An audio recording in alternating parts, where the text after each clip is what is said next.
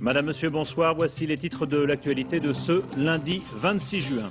Avec d'abord cette paralysie du ciel français, les aiguilleurs avaient annoncé un lundi noir et ils ont tenu promesse.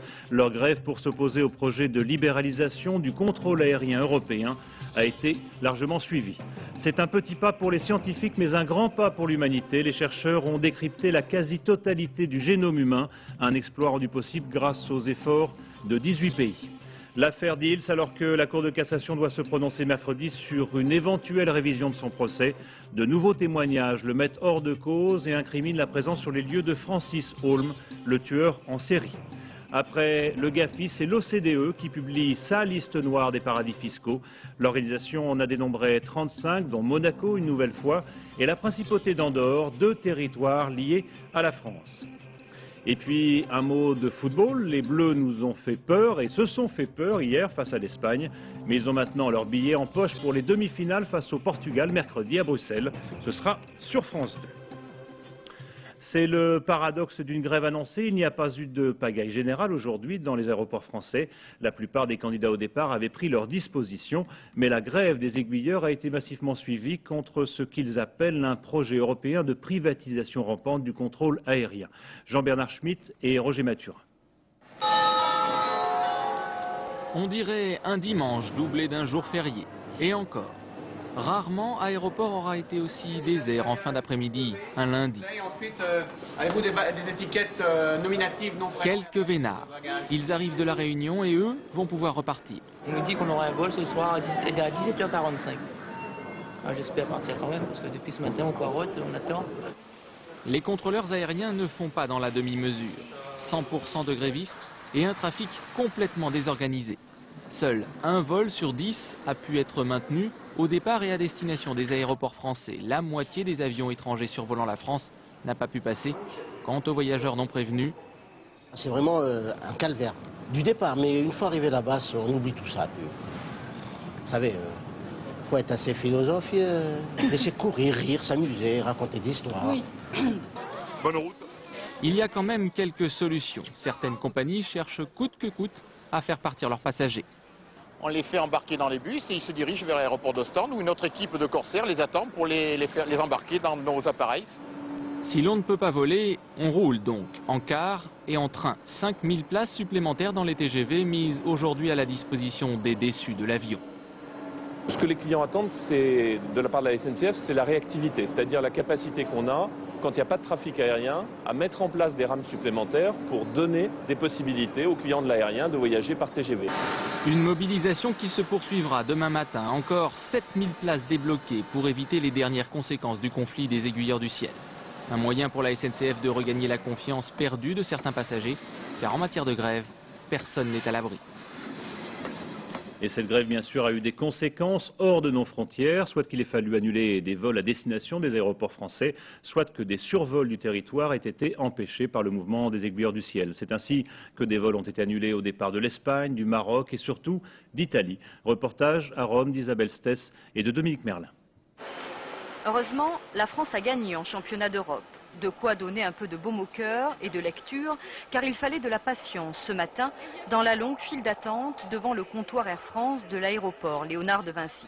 Des passagers, souvent de retour de vacances, ils ont pris connaissance de la grève des contrôleurs aériens français en arrivant ici. Tu fais 2 heures de queue là, quand tu arrives là, on te dit qu'il n'y a plus de place. Et sinon c'est 17 heures demain. Tous les vols sont complets. Il n'y a rien à faire, c'est une tragédie. Vous étiez au courant? Ah, pas du tout, non. Non, pas du tout. Je fais passer le bac demain matin, donc c'était difficile, sinon je me serais prise autrement. Devant le comptoir d'embarquement d'Alitalia, personne. Là aussi, la situation est bloquée. Pas de vol et les écrans n'affichent même pas les annulations. À destination de Paris, 8 vols sur 9 sont annulés par la compagnie Alitalia. Seuls 2 vols Air France sont maintenus dans la matinée face à des centaines de passagers.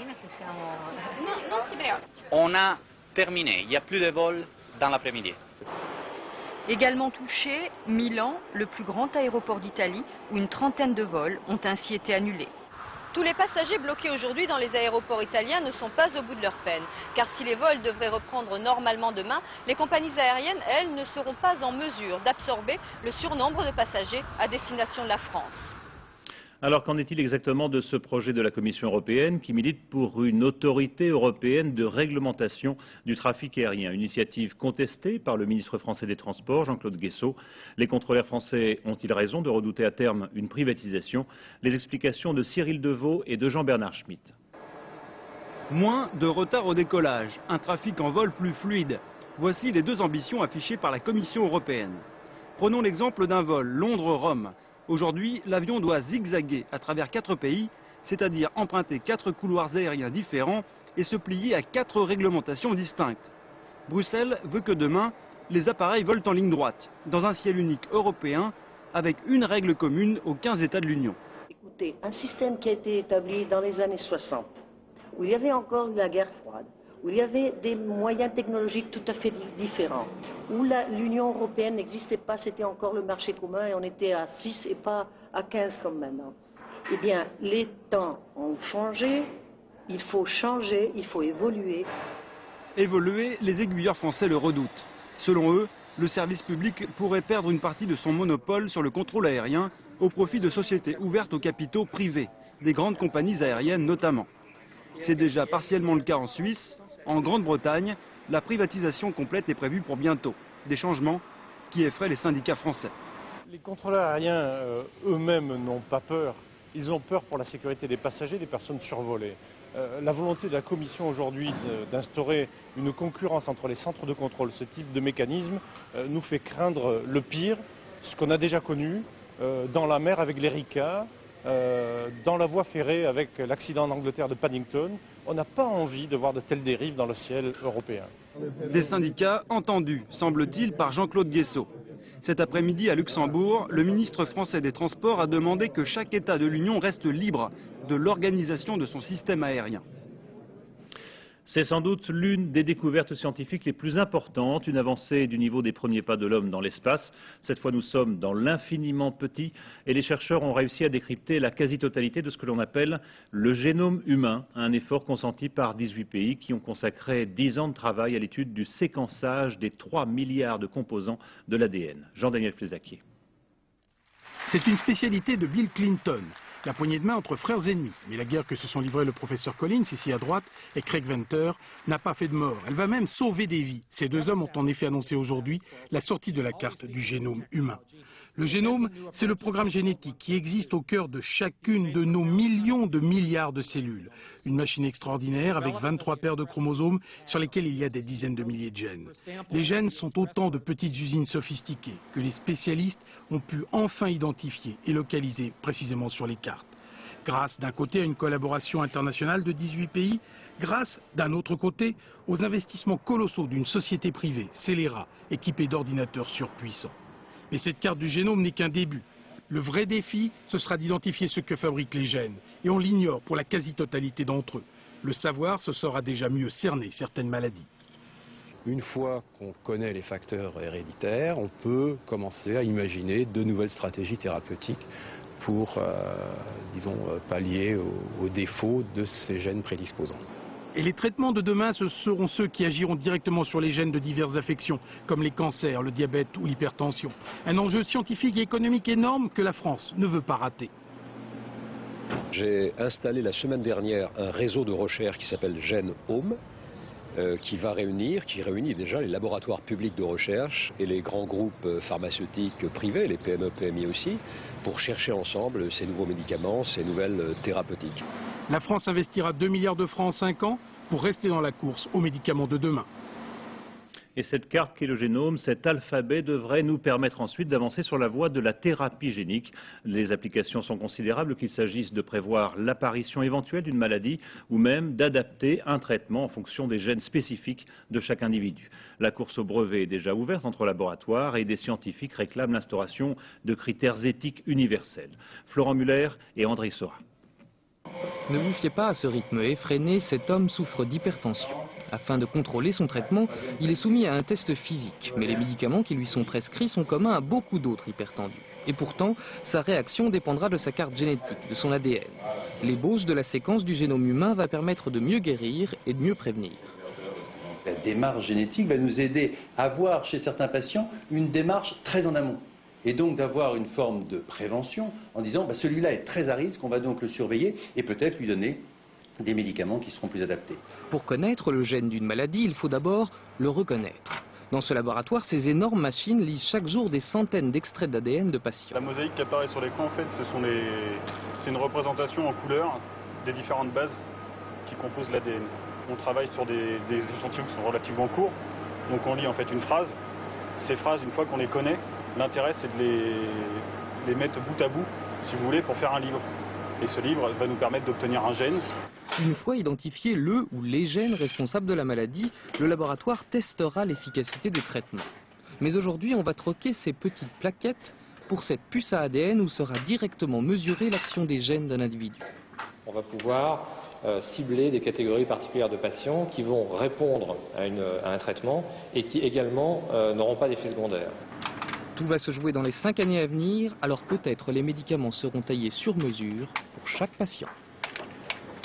Et hasard du calendrier, cette publication de la carte du génome humain intervient en même temps qu'un anniversaire, celui des débuts de la chirurgie cardiaque. C'était il y a 50 ans, quelques années plus tard, en Afrique du Sud, le professeur Barnard réussissait la première transplantation cardiaque. Françoise Vallet et Bernard Puissessot.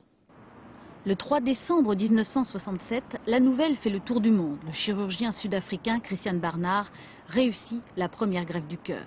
C'est un événement extraordinaire, mais l'aventure a commencé bien plus tôt. Car avant de remplacer le cœur, on a essayé de le réparer. Et lorsque l'on a osé ouvrir le cœur pour la première fois, c'était il y a 50 ans, grâce à cette machine. Donc pour pouvoir ouvrir le cœur, il faut que je le court-circuite. Ça c'est un poumon. Ça, c'est un cœur. Le cœur est complètement court-circuité. Et donc, à ce moment-là, je peux ouvrir le cœur, le réparer. Et puis après, naturellement, on enlève tout ça et le cœur se remet à battre par lui-même après avoir été réparé.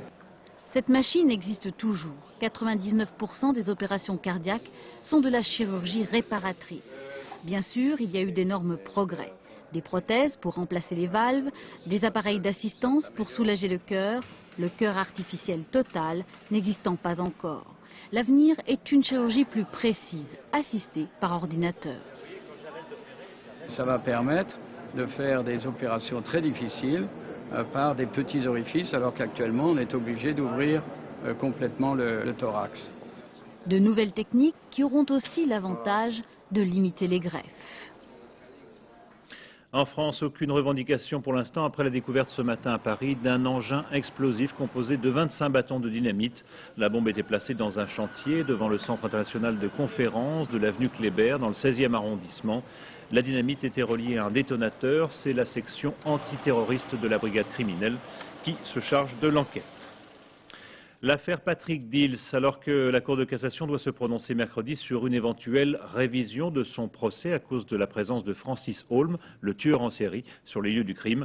De nouveaux témoignages semblent le mettre hors de cause. Patrick Dils a été condamné à la réclusion criminelle à perpétuité pour le meurtre de 2 enfants près de Metz en septembre 86. Il avait alors 16 ans. Et selon certains témoins, dont un officier de police à la retraite, des témoignages à décharge n'auraient pas été pris en compte à l'époque. Valérie Hermite, Estelle Mathieu, AFR3 Nancy. Patrick Dils a aujourd'hui 30 ans. Il n'avait que 16 ans lorsqu'il fut arrêté pour le meurtre de 2 enfants. Après ses premiers aveux, Patrick Dils n'a cessé de clamer son innocence. Voici son dernier témoignage. Il fallait à tout prix un coupable et non pas le coupable. Alors tous les moyens étaient bons pour obtenir leur vérité et non pas la vérité. On ne m'a pas touché. J'ai eu aucun coup, mais les pressions que j'ai eues ont été pires. C'est-à-dire que c'est une pression au niveau psychologique, au niveau du moral et du mental qui a fait qu'on m'a mis plus bas de terre. Omer Stragier est un ancien policier. En 87, il assistait à la reconstitution des 2 meurtres. 13 ans plus tard, il décide de parler. Rapporter ce qu'un autre policier, présent à la fois sur les lieux du crime et pendant la reconstitution, disait ce jour-là. Le brigadier s'insurgeait constamment et se révoltaient même contre le fait que Patrick Dils, en quelque sorte, finissait par faire tout et n'importe quoi. Et notamment s'insurger de voir que les petites poupées qui représentaient à l'époque les victimes, qu'il avait été chargé de remettre en place, ce n'était pas comme ça.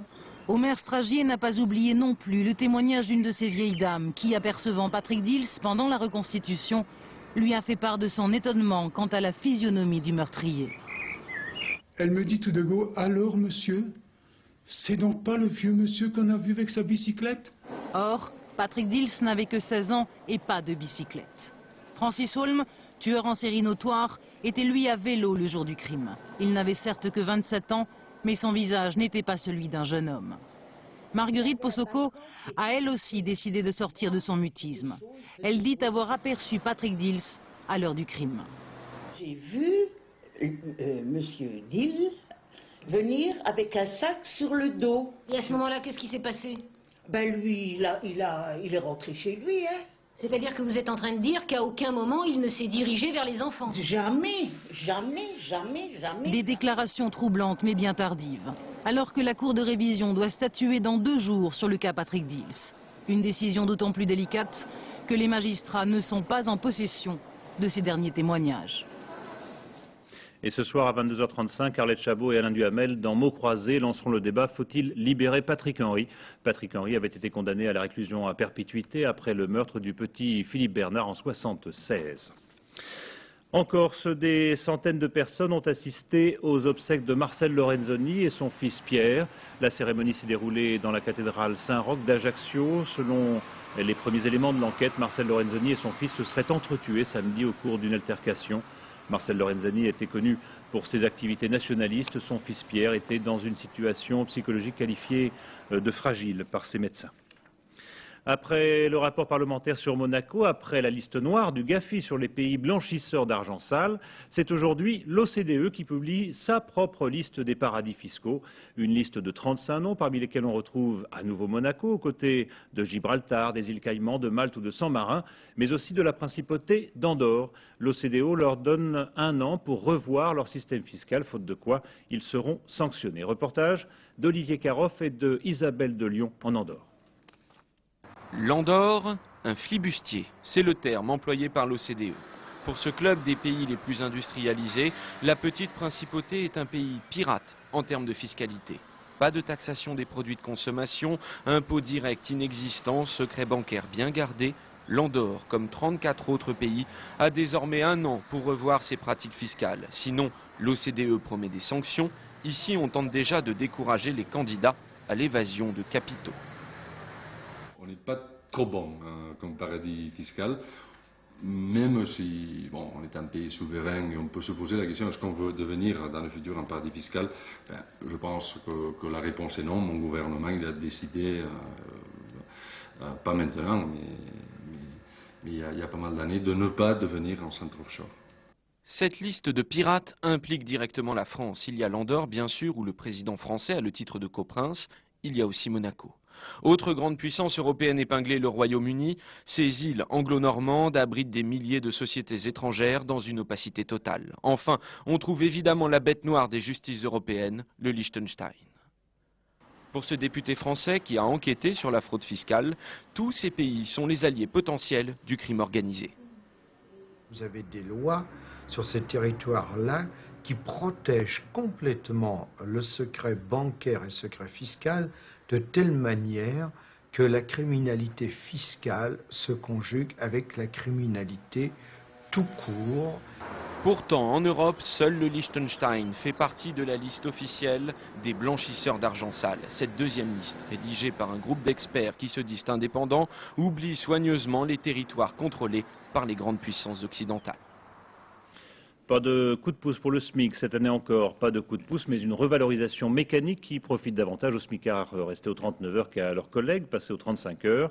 Pour 39 heures, le SMIC augmentera donc de 3,2% au 1er juillet avec un salaire minimum brut mensuel de 7 101 francs 38.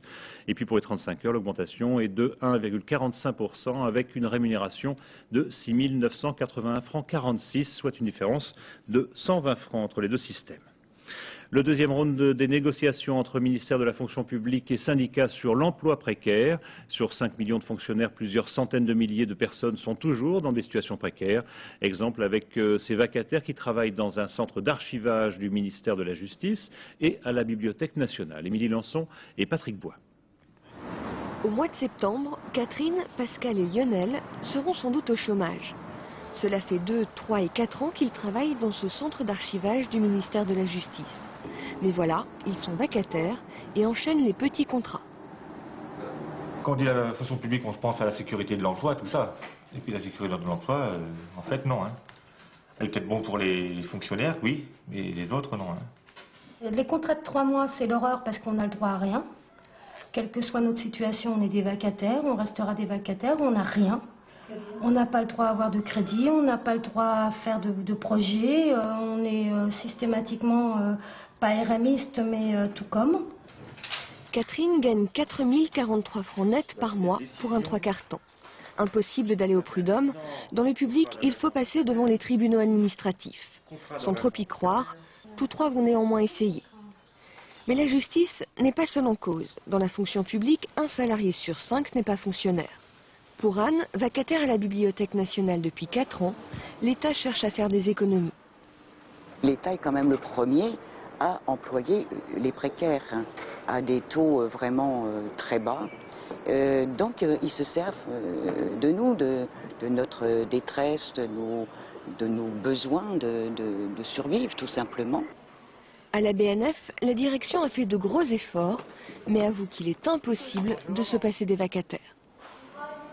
L'ouverture le samedi, l'ouverture de dimanche, nous préparons une ouverture du lundi après-midi. Il faut que nous puissions adapter nos modes d'organisation. Pour résorber la précarité, l'État doit donc à la fois intégrer les non-titulaires, mais aussi faire accepter davantage de flexibilité aux statutaires. À l'étranger, la visite de Jacques Chirac en Allemagne, une visite d'État placée sous le signe de la relance du couple franco-allemand à quelques jours de la présidence française de l'Union européenne. Le discours de Jacques Chirac demain devant le Parlement allemand à Berlin est très attendu. Jacques Chirac et Gerhard Schröder que l'on voit ici devant la porte de Brandebourg à Berlin. Les élections législatives au Zimbabwe, face à la participation massive des électeurs, les autorités du pays ont décidé de retarder le dépouillement. Mais d'ores et déjà, les observateurs occidentaux jugent le scrutin ni libre ni équitable, quand Robin Cook, le ministre britannique des Affaires étrangères, estime scandaleuse l'attitude du président Mugabe. Il a en effet déjà fait savoir qu'il ne tiendrait pas compte des résultats. Reportage de nos envoyés spéciaux Richard Binet et Jean-François Hoffman. Carton rouge pour le président Mugabe, c'est en tout cas ce que nous dit ce Zimbabwéen croisé dans une rue d'Harare. Il a gouverné le pays pendant 20 ans, c'est trop. Il doit quitter le pouvoir. Le carton rouge, c'est le signe de ralliement des militants du MDC, le principal parti d'opposition. Un peu à l'écart de sympathisants du président Mugabe, pour eux, les élections ont été free and fair, libres et équitables. Vous, les médias occidentaux, vous présentez la situation de manière négative. Nous voulons que vous rapportiez les faits tels qu'ils sont. Ce n'est pas vraiment l'avis de Pierre Chory, chef de mission des observateurs de l'Union européenne. Lors d'une conférence de presse surprise hier soir, il dénonçait l'attitude des autorités. Ce matin, il confirmait ses propos. On ne peut pas user le terme free and fair election parce que la situation préélectorale a été tellement marquée par la violence et l'intimidation. Alors ça n'a aucun sens de parler des élections libres. Signe d'inquiétude du pouvoir, la conférence de presse du parti du président prévue cet après-midi a été annulée subitement, sans explication. Robert Mugabe, qu'on voit voter ici hier, semble peu à peu douter de l'issue du scrutin. Mais il a pris ses précautions en faisant savoir que quelle que soit l'Assemblée élue, aucun membre de l'opposition ne participera au gouvernement. Mugabe reste au pouvoir, c'est le titre aujourd'hui du Daily News, le principal quotidien pro-gouvernemental. Le message du président Mugabe est clair, élection ou pas, il restera le maître du pays. Le scrutin d'hier serait alors, comme le dénonce l'opposition, qu'une pantalonnade. En Algérie, 5 personnes ont été blessées lors de la manifestation hier en souvenir du chanteur Lounès Matoub, assassiné il y a 2 ans près de son village natal en Kabylie. Depuis lors, aucune enquête sérieuse ne semble avoir été faite sur les circonstances de l'attentat, ce que déplore bien sûr la famille du chanteur algérien. Jérôme Bonny et Jean-Jacques Le Garec. 2 ans après l'assassinat du chanteur Lounès Matoub, ces jeunes admirateurs berbères n'ont rien perdu de leur fureur. Hier, les forces de sécurité algériennes ont eu bien du mal à les empêcher d'aller manifester devant le siège de la présidence. Aujourd'hui, on n'a qu'une seule demande. On veut la vérité et la justice. Et on nous envoie des policiers pour nous tabasser. Malika Matoub se bat depuis 2 ans pour un début d'enquête sur l'assassinat de son frère. En vain. Pas même une expertise balistique sur le véhicule, tout juste une parodie de reconstitution début juin. La veuve de Lounès Matoub s'est réfugiée en France il y a 1 an et demi avec une partie de sa famille. Régulièrement menacée, elle vit dans la peur, sort le moins possible. L'une de ses sœurs, qui était avec le couple lors de l'embuscade, doit être opérée bientôt. Elle a encore 2 balles logées dans l'abdomen. Donc si on attend, pour moi c'est essentiel de savoir qui a tué donc mon mari, de savoir qui a voulu me tuer, parce que lorsqu'ils sont partis, ils ont cru que j'étais morte. Il faut absolument que je sache qui a fait ça. Sinon je resterai toute ma vie à me demander qui. Je n'arrive pas à vivre dans ces conditions. Nadia Matoub le répète, elle fera enfin le deuil de son mari quand elle saura pourquoi cette voix qu'elle adorait s'est tue le 25 juin 1998. Nadia Matoub qui sort aujourd'hui un livre pour l'amour d'un rebelle, le livre qui pour l'instant est retenu par les douanes en Algérie. Le 3e secret de Fatima est maintenant dans le domaine public. Le Vatican en a révélé le texte intégralement aujourd'hui. Un texte écrit par sœur Lucie dos Santos, la seule survivante des 3 bergers portugais à qui la Vierge serait apparue près de la ville de Fatima en 1917. Chacun sera donc maintenant libre d'interpréter ce texte où il est question d'un évêque vêtu de blanc tué par un groupe de soldats tirant plusieurs coups avec une arme à feu. Jean-Paul II y avait vu l'annonce de l'attentat dont il a été victime en 81 place Saint-Pierre. Marc Maisonneuve et Didier Guyot. Tout est mystère pour l'Église catholique romaine, et le 3e secret de Fatima était un des mieux gardés. Le secret remonte à 1917. Cette année-là, 3 bergers auraient vu une apparition de la Vierge. En 1944, cette femme, sœur Lucie, la seule survivante, écrit sa vision et la garde pour elle. Le 13 mai 2000, le pape révèle le secret. Publié aujourd'hui le texte complet de la vision. Au centre, le cardinal Ratzinger. Une sorte de gardien du temple version Jubilé 2000 assure la promotion de l'œuvre. Il me semble très important de clarifier le concept de prophétie pour mieux comprendre le cœur même des Saintes Écritures. Et nous sommes arrivés au moment propice pour le faire. Dans le texte, on lit « Il fut tué par un groupe de soldats qui tirèrent plusieurs coups avec une arme à feu et des flèches ». Pour le pape, il s'agit d'Ali Aqsa et des commanditaires de l'attentat de 81. Pourquoi avoir gardé ce secret?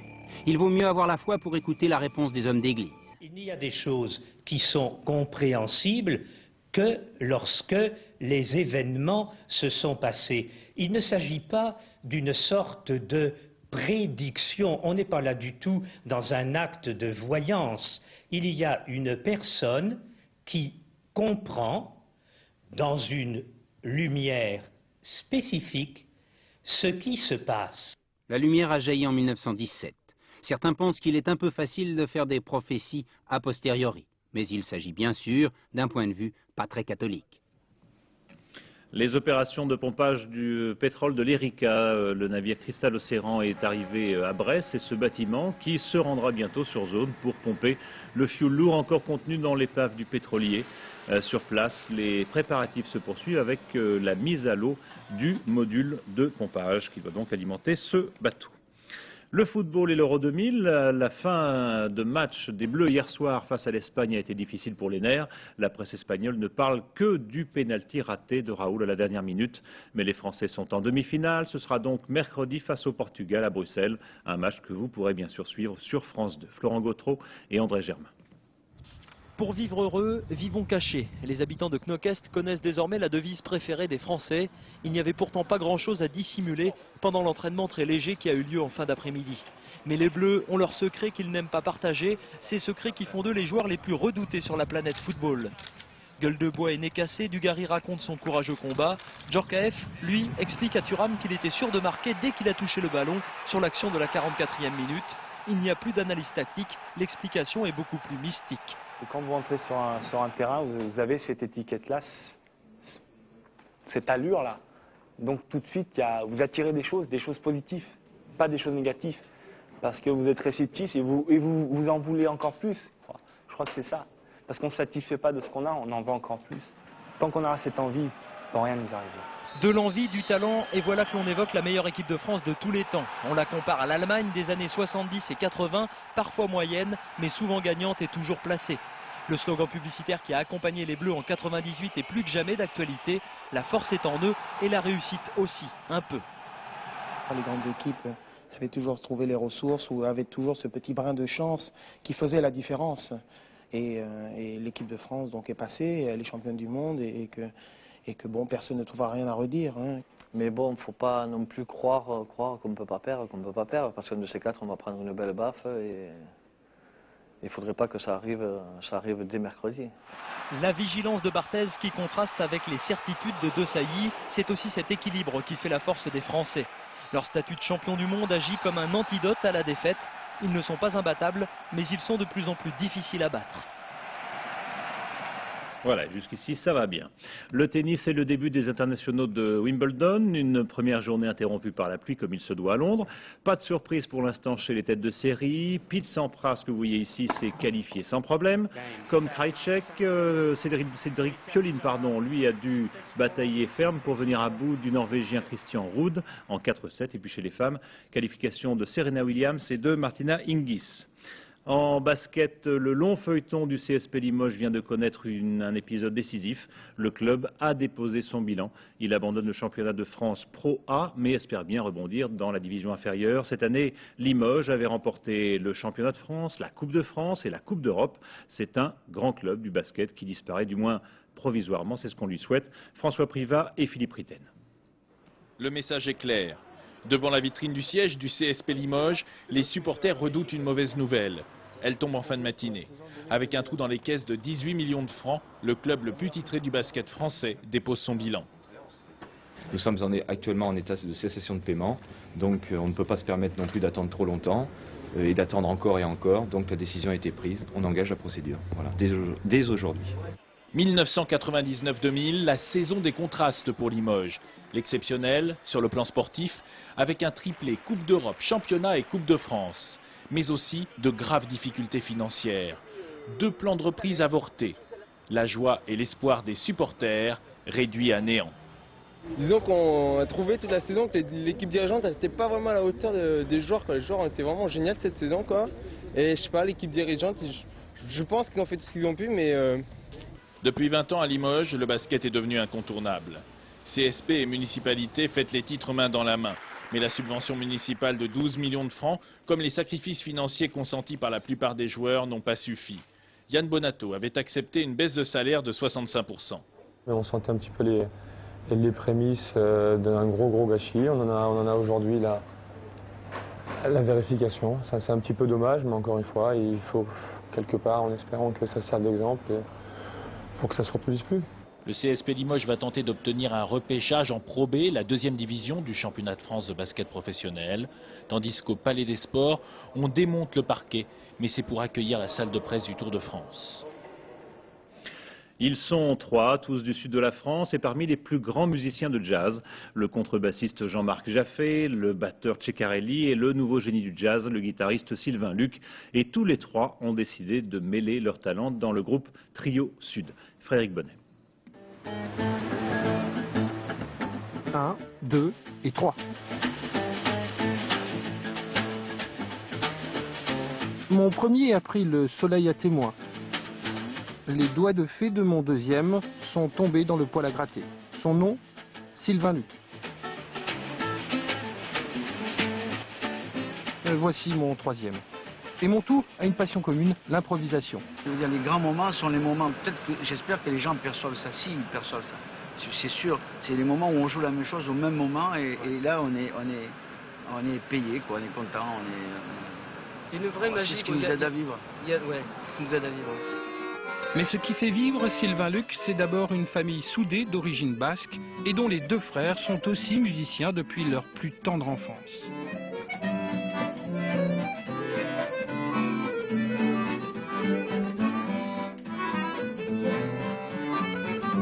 Et lorsque Papa Luc, qui aurait bien voulu lui aussi être musicien, écoute ses fils, il se souvient qu'avec Jeannette, son épouse, ils ont fait le bon choix en 68 en offrant au petit Sylvain un cadeau en or. Sylvain avait 3 ans seulement. Un jour, je me suis amusé à lui porter du côté de la frontière espagnole une petite guitare, une guitare, disons moyenne. Et quand il est arrivé à la maison, très vite après, il a commencé à sortir des sons de cette guitare. Et je le regardais faire, je dis, mais c'est marrant comment il joue sur ça. Ce gosse a aujourd'hui 35 ans et il suffit d'observer le comportement de ses 2 compères du trio Sud pour comprendre à quel point ce jeune guitariste doit avoir du talent.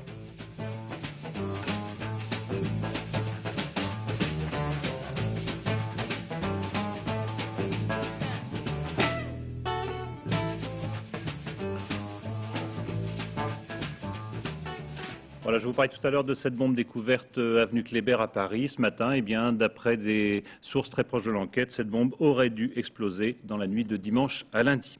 Voilà, c'est bientôt la fin de cette édition. Je vous rappelle les 2 principales informations. La paralysie du ciel français. Les aiguilleurs avaient annoncé un lundi noir. Ils ont tenu promesse leur grève pour s'opposer au projet de libéralisation du contrôle aérien européen. Cette grève a été largement suivie. Et puis un petit pas pour les scientifiques, mais un grand pas pour l'humanité. Les chercheurs ont décrypté la quasi-totalité du génome humain, un exploit rendu possible grâce aux efforts conjugués de 18 pays. Voilà, tout de suite la météo avec Nathalie Riouet. Je vous rappelle qu'à 22h35, dans Mots croisés, Arlette Chabot et Alain Duhamel débattront de Patrick Henry. Faut-il le libérer? Avec autour d'eux Charles Pellegrini, le commissaire qui l'a arrêté, Jacques Toubon, ancien garde des Sceaux, et puis des anciens directeurs de prison et des représentants de victimes. À minuit 5, le dernier journal présenté par Laurence Ostolazza. Demain, 7h50, dans les 4 vérités, Gérard Morin recevra José Bové, porte-parole de la Confédération paysanne, à quelques jours de son procès sur le saccage du McDonald's de Millau. 13h, Carole Gessler et Rachid Arabe. Et je vous retrouverai quant à moi demain à 20h. Bonne soirée sur France 2.